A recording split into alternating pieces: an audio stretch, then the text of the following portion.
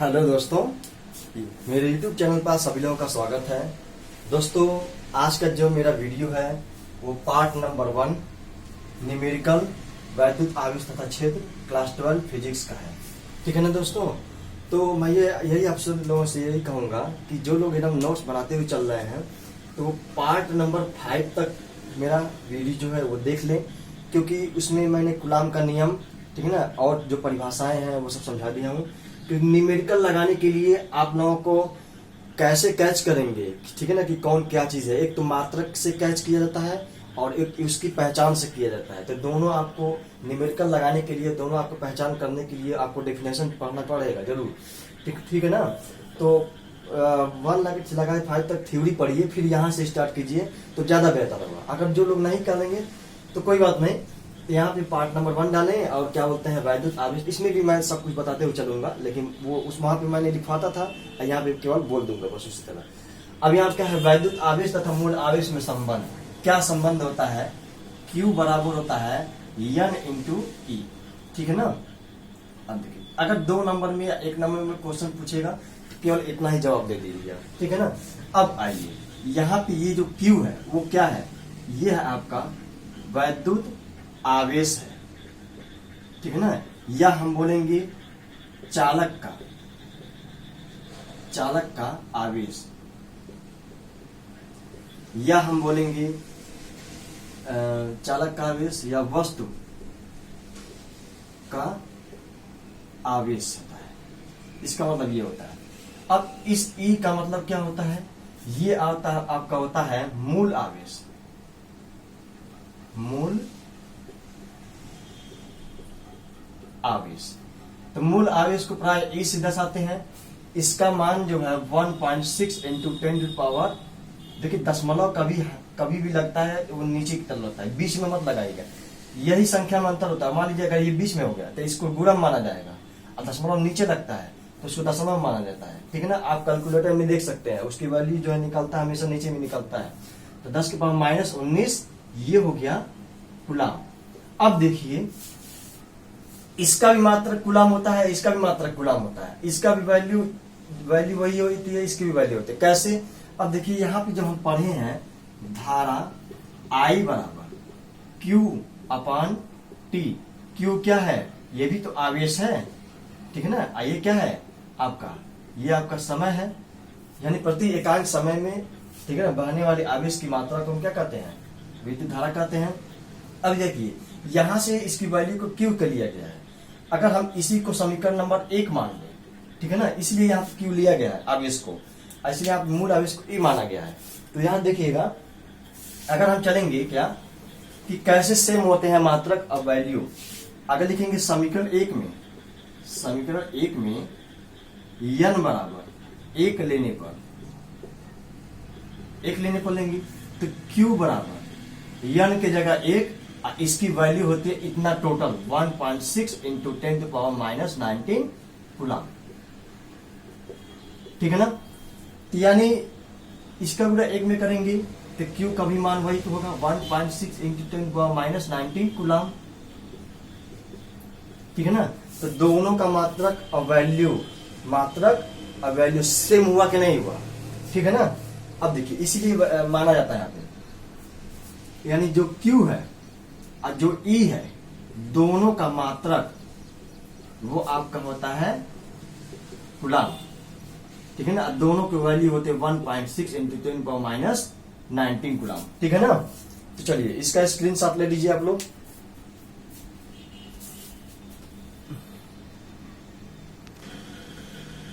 अब देखिए दोस्तों, अब अगला हमारा इलेक्ट्रॉन का आवेश।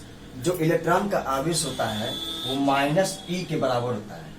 तब -E का वैल्यू कितनी होती है? 1.6, ठीक है ना, इंटू 10 टू पावर -19 कूलाम, ठीक है ना। ये इलेक्ट्रॉन का आवेश हो गया। अगर कहेगा प्रोटॉन का आवेश, ये होता है आपका +E के साथ होता है, ठीक है ना, यानी +1.6 इंटू 10 टू पावर 19 कूलम। अब कहेगा अल्फा कण पर आवेश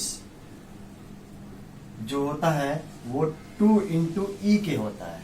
ठीक है दोस्तों, यानी 2 इंटू 1.6 इंटू 10⁻⁻19 कूलम। ठीक है, अब इसका डायरेक्ट गुणा कर दीजिए। 6 दूनी 12 को 2, हाथ में आया 1, 2 एक 2 और 3, एक अंक बाद दशमलव, तो 3.2 गुणे 10⁻⁻19 कूलम। ये अल्फा कण के लिए हो गया। ठीक है ना, पता नहीं आप जगह आ रहा है नहीं, यहाँ भी दिए बीटा कण, बीटा कण पर आवेश। तो जो बीटा कण पर आवेश होता है वो भी -1 के बराबर होता है। ठीक है ना, -1 के बराबर होता है। अब यहाँ पे -1 इंटू 1.6 इंटू 10⁻⁻19 कूलम, यानी -1.6 इंटू 10⁻⁻19 कूलम। इसका भी वैल्यू वही होगा। ठीक है ना, जो इलेक्ट्रॉन का आवेश होगा। कोई दिक्कत, आप इसका स्क्रीनशॉट ले लीजिए। जो मेन वैल्यू है वो यही है जो हमने बता दिया हो। इसका दोनों लिख सकते हैं आप लोग, इसका ये होता है, इसका ये होता है। ठीक है ना, चलिए स्क्रीनशॉट लीजिए आप लोग इसका। अब यहां देखिए दोस्तों, यहां क्या होता है, इलेक्ट्रॉन का द्रव्यमान कितना होता है, तो 9 इंटू 10⁻⁻31 किलोग्राम। ठीक है ना, 9 गुणे 10⁻⁻31 किलोग्राम। प्रोटॉन का द्रव्यमान कितना होता है, 1.67 गुणे 10⁻⁻27 किलोग्राम। और अल्फा कण का द्रव्यमान कितना होता है, 6.68 गुणे 10⁻⁻27 किलोग्राम।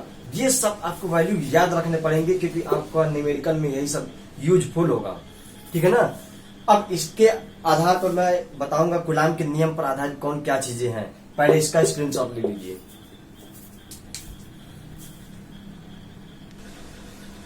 अब देखिए दोस्तों, कूलम का नियम क्या है, F = K × Q1 Q2 / R²।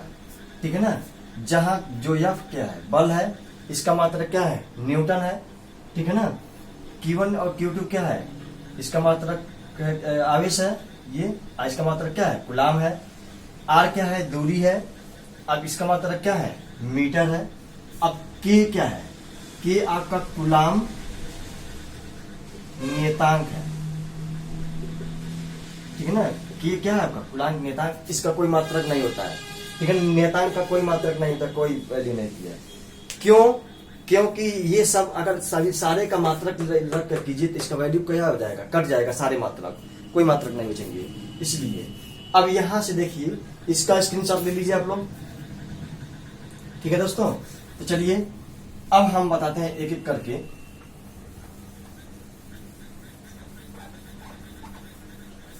K के स्थान पर या तो 1/4πε0 लेते हैं या 9 × 10⁻9 लेते हैं।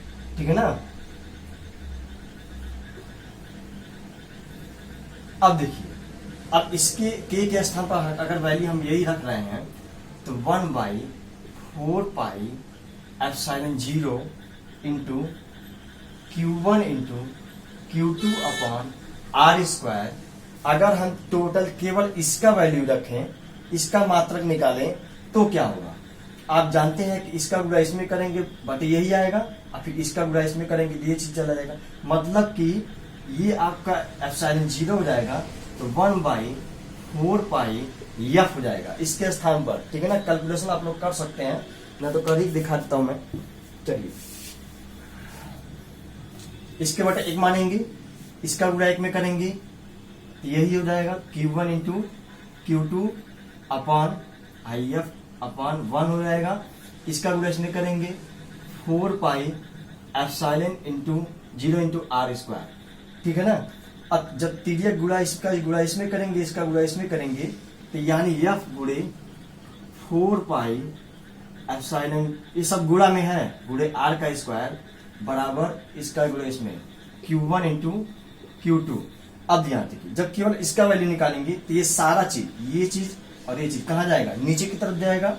तो यानी epsilon not equal to Q1 into Q2 upon 4 pi F into R का स्क्वायर। अब ध्यान दीजिए आप लोग, ठीक है ना। अब हम मात्रा निकालने जा रहे हैं, Q1 हो या Q2 हो, दोनों का मात्रा क्या होता है, कूलाम होता है, ठीक है ना। चलिए इसका स्क्रीनशॉट ले लीजिए, ठीक है ना। चलिए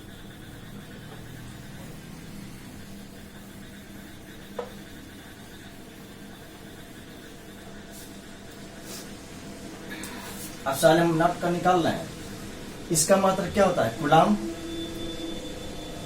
अब इंटू इसका मात्रा क्या होता है, कूलाम अपॉन 4 पाई का कोई मात्रा होता नहीं है इसमें, क्योंकि वैल्यू है अपने आप में। बल जो होता है F, यानी इसका मात्रा क्या होता है, न्यूटन। और दूरी को r से दर्शाते हैं, इसका होता है मीटर केवल, तो यहाँ पे स्क्वायर, उसका भी स्क्वायर लगाएंगे, तो मीटर स्क्वायर। इसका मतलब ये हो गया, एप्सिलॉन नॉट का मतलब ये हो गया कि इसकी जो मात्रक है वो कूलाम स्क्वायर। इसका पहले मात्रक में लिख दूं, इसका जो मात्रक होगा ये हो जाएगा कूलाम स्क्वायर। अब इसको बटे को प्रति बोलते हैं, ठीक है ना, प्रति न्यूटन मीटर, बीच में डैश लिखेंगे, ठीक है ना, क्योंकि दो मात्रक आ जा रहे हैं ना, न्यूटन मीटर स्क्वायर। ठीक है दोस्तों, डबल इन्वर्टेड कॉमा में ये हो गया एप्सिलॉन जीरो का मात्रक, यानी कहां से निकाला गया है, कूलाम के नियम से, ठीक है ना। तो इसका स्क्रीनशॉट ले लीजिए, इतना का, इसमें ज्यादा टाइम ले जा रहा है पहले। अब देखिए दोस्तों, ये एप्सिलॉन का मात्रक था, ये एप्सिलॉन जीरो का मान कितना होता है, 8.85 गुणे 10 के पावर -12 कूलाम स्क्वायर प्रति मीटर स्क्वायर। सार्वत्रिक गुरुत्वाकर्षण नियतांक को हम जी से दर्शाते हैं, इसके मान होते हैं 6.67 गुणे 10 के पावर -11 न्यूटन मीटर स्क्वायर प्रति कूलाम स्क्वायर, दोनों में चेंजिंग है, ठीक है ना। ये सब जो है कंपटीशन एग्जाम में बहुत ज्यादा पूछते हैं, इसलिए आप इसका विशेष ध्यान दीजिएगा आप लोग। चलिए थोड़ा सा एक और पॉइंट है उसका, इसका स्क्रीनशॉट ले लीजिए। अब देखिए दोस्तों, गुरुत्वीय त्वरण को जी से दर्शाते हैं, इसका मान होता है 9.8 इंटू मीटर प्रति सेकेंड स्क्वायर, कहीं कहीं 10 भी दे देता है क्वेश्चन में। अब देखिए बल के बारे में, बल बराबर होता है द्रव्यमान गुणे त्वरण। तो बल को हम F से दर्शाते हैं, इसका होता है m इंटू जी, क्योंकि इसका भी इसमें यूज है। अब देखिए दो, इसका मात्रक क्या होगा, द्रव्यमान का मात्रक क्या होता है, किलोग्राम, इसका मात्रक मैं लिख दे रहा हूं, इन सभी का मात्रक, ठीक है ना। बल F का मात्रक निकालना, इसका मात्रक क्या होता है, किलोग्राम। गुणे गुरुत्वीय त्वरण, त्वरण बराबर क्या होता है, वेग परिवर्तन की दर को हम क्या कहते हैं, त्वरण कहते हैं, यानी वेग परिवर्तन बटे समय अंतराल। अब ध्यान रखिए, यहां से वेग बराबर क्या होता है, वेग बराबर होता है विस्थापन बटे समय। तो विस्थापन का मात्रक क्या होता है, वो भी मीटर से ही होगा, क्योंकि दूरी में है मापा जाता है ना। और समय का मात्रक क्या होगा, सेकेंड हो जाएगा, यानी इसका मात्रक क्या हो जाएगा, मीटर प्रति सेकेंड हो जाएगा।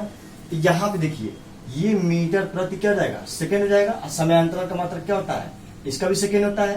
तो यहाँ देखिए, ये 3 स्टेप में हो, जैसे कि यम बटे यस ऐसे हो, यह ऐसे हो, तो ये यस नीचे चला जाता है, यानी मीटर प्रति क्या जाएगा, यानी आपका हो जाएगा मीटर प्रति सेकेंड स्क्वायर हो जाएगा, ठीक है ना। त्वरण का मात्रक क्या हो जाएगा, मीटर प्रति सेकेंड स्क्वायर। तो यानी जो बल का मात्रक है वो किलोग्राम मीटर प्रति सेकेंड स्क्वायर हो जाएगा, ठीक है ना दोस्तों। अब या तो ये होगा या तो आपका न्यूटन होता है, न्यूटन को हम क्या दर्शाते हैं, यन से। अब आप लोगों को समस्या ये आ रही होगी कि यम बटे यस क्यों नीचे चला जाता है, क्यों 3 स्टेप में ऊपर चला जाता है। चलिए इसको समझा देते हैं। मान लीजिए कोई ए है, इसका मान है 1/2 है, अब बी है 1/4 है। अगर हम कहेंगे a बटा बी निकालिए तो 1/2, चलिए इसके 4 मान लेते हैं, केवल 4 मान लेते हैं। 1/2 है, अब बटे में 4 है। जब ये वैल्यू ऊपर में टोटल बटे में दिया जाता है तो ये कहा जाएगा, ये यहाँ चला जाता है, 1/2 गुणे 4 हो जाता है। अगर यही कहेगा यदि, ठीक है ना। चलिए इसका स्क्रीनशॉट ले लीजिए, पहले मैं इसको बता देता हूं, पहले इसका स्क्रीनशॉट ले लीजिए।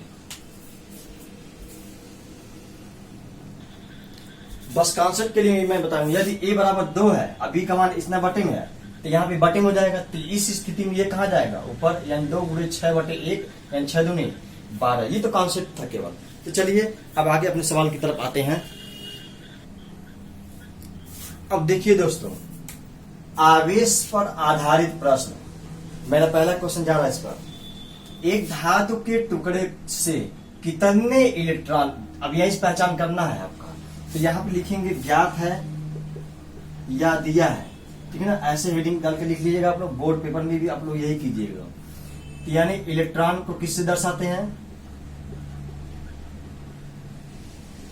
इलेक्ट्रॉनों की संख्या को हम n से दर्शाते हैं। इसकी वैल्यू क्या कर रहा है, पूछ रहा है हटाए जाए कि उस पर 1 माइक्रोकूलम का आवेश आ जाए, यानी आवेश जो है, आवेश को हम Q से दर्शाते हैं। अब इसका होता है 1 माइक्रोकूलम, इसको म्यू इंटू सी, इसको माइक्रोकूलम बोलते हैं, ठीक है ना। तो पहले इसको कूलम में चेंज करेंगे, ठीक है ना, कूलम में, ताकि क्योंकि छोटे छोटे मात्रक है ना, मात्रक क्वेश्चन में चेंज किया होता है। तो हम जानते हैं, जब इसका मान पूछेगा 1 माइक्रोकूलम, चलिए ठीक है ना। अब यहाँ पे ये 2 चीज दे दिया है। अब यहाँ जानते हैं कि चूंकि Q equal to N into e होता है, ठीक है ना। इसी सूत्र का प्रयोग करेंगे हम। अब यहाँ पे चलिए निकाल ही लेते हैं। यहाँ पे 1 इंटू 1 10⁻⁻6 कूलम, ठीक है ना। 1 माइक्रोकूलम बराबर क्या होता है, 10⁻⁻6 कूलम होता है। तो यहाँ पे मैं लिख दे रहा हूं 1 म्यू इंटू सी बराबर होता है 10⁻⁻6 कूलम होता है। अगर एक चीज और पूछेगा कि 1 एंगस्ट्रॉम के पावर ऐसे होता है, ये होता है आपका 10⁻⁻10, ठीक है ना। कूलम लिखिए चाहे कुछ भी लिखिए, यहाँ पे अगर आवेश लेंगे तो कूलम लेंगे, ठीक है ना। तो ये दोनों वैल्यू जो है आप लोग याद रखिएगा। अब यहाँ से देखिए, यहाँ पे आपका 1 इंटू 10⁻⁻6 है, n का मान पूछ रहा है। अब चूंकि एक चीज और जानते हैं कि इस e का वैल्यू जो है वो क्या होता है, 1.6 इंटू 10⁻⁻19 कूलम होता है। ये गुणित रूप में है। तो अब यहाँ से केवल n की वैल्यू निकालेंगे। तो चलिए हम यहाँ पे n into 1.6 into 10⁻⁻19 is equal to, बराबर के नीचे बराबर लिखिएगा आप लोग, ठीक है ना। तो यहाँ पे 1 इंटू 10⁻6 हो जाएगा, -6 हो जाएगा। अब ये गुणा के रूप में कहा जाएगा, नीचे की ओर जाएगा। पहले इसके स्क्रीनशॉट ले लीजिए आप लोग। अब देखिए दोस्तों, ये कहा जाएगा, गुणा के रूप में कहा जाएगा, नीचे जाएगा। अब यानी कितना जाएगा, 1 इंटू 10⁻⁻6 अपॉन 1.6 इंटू 10⁻⁻19। अब यहाँ देखिए ये माइनस है, ऊपर जाएगा क्या जाएगा, प्लस हो जाएगा। 1/1.6, ठीक है ना, गुणे 10⁻⁻6 है, फिर गुणे 10⁻19 प्लस में हो जाएगा। अब यहाँ देखिए 1/16/10 कर सकते हैं। 10 कहाँ जाएगा, फिर ऊपर की तरफ जाएगा। यहाँ पहले इसका जब आधार बराबर घात क्या जाते हैं, जुड़ जाते हैं, तो 19 में से 6 जाएगा, कितना जाएगा 13। अब यहाँ पे फिर 10 में चले जाएगा। तो यानी ये जो n की वैल्यू निकलेगी 1 इंटू 1/16 इंटू 10 इंटू 10⁻13, ठीक है ना। अब यहाँ कितना जाएगा आपका, n बराबर 13 कितना जाएगा, 14 हो जाएगा। 13 6 19, ठीक है, 14 जाएगा। 1/16 गुणे 10 की पावर 14 हो जाएगा। ठीक है दोस्तों, तो एक मिनट देखते हैं। अब हम क्या करेंगे, 16 का भाग 1 में करेंगे, ठीक है ना। 16 का भाग अगर हम 1 में करते हैं तो 0 लगाएंगे, फिर 0 बनाएंगे, फिर आप 0 लगाएंगे, फिर आप 16 छक के 96, ठीक है ना। कितना जाएगा, 4 बचेगा। अब यहाँ पे 9 बचा। अब यहाँ देखिए, फिर हम क्या करेंगे, यहाँ 0 लगाएंगे, 16 32, 16 32, यहाँ कितना बचेगा 8, ठीक है ना। फिर कितना जाएगा, 16 पचे 80 हो जाएगा। यहाँ देखिए कितना हो जाएगा, यहाँ पे 0.0625 आया, तो हमको 2 अंक के बाद दशमलव, 1 अंक के बाद दशमलव लगाना है। यानी 10 की पावर ये 14 है। तो जैसे ही दशमलव इधर से इधर की तरफ जाता है, ठीक है ना, तो उतना ही पावर में क्या होता है, माइनस होता है। और जैसे ही दशमलव इधर से इधर की तरफ आता है, वो क्या होता है, प्लस में होता है। ये चीज का ध्यान दीजिएगा। तो 2 अंक इधर गया है, तो 6.25 गुणे 10 की पावर 14 तो था ही, और 10 की पावर इधर से इधर की तरफ आया है, तो जितना अंक घुसकाएंगे उतना ही हम 10 की पावर में उतना माइनस करेंगे, ठीक है ना। यानी जो n की वैल्यू हो जाएगी 6.25 इंटू 10 पावर 12 हो जाएगा। इसका कोई मात्रक नहीं होता है, इसलिए इसका आंसर यही हो जाएगा। जब दशमलव इधर से इधर की तरफ जितने अंक जाता है उतना ही पावर में माइनस लेते हैं। जब दशमलव इधर से इधर की तरफ जितना ही अंक आता है उतना ही हम पावर में वैल्यू प्लस में लेते हैं। इसका स्क्रीनशॉट ले लीजिए। हाँ तो दोस्तों, ये वीडियो जो है 20-21 मिनट का चला गया है, ठीक है ना। अब इसके बाद बस केवल कंटिन्यू सवाल पे ही हम जारी रहेंगे, ठीक है दोस्तों। आज के लिए बस इतना है। आप लोग लगिए, अच्छे से पढ़िए, खूब मेहनत कीजिए, खूब अच्छे से रैंक लाइए। चलता हूँ। जय हिंद, जय भारत।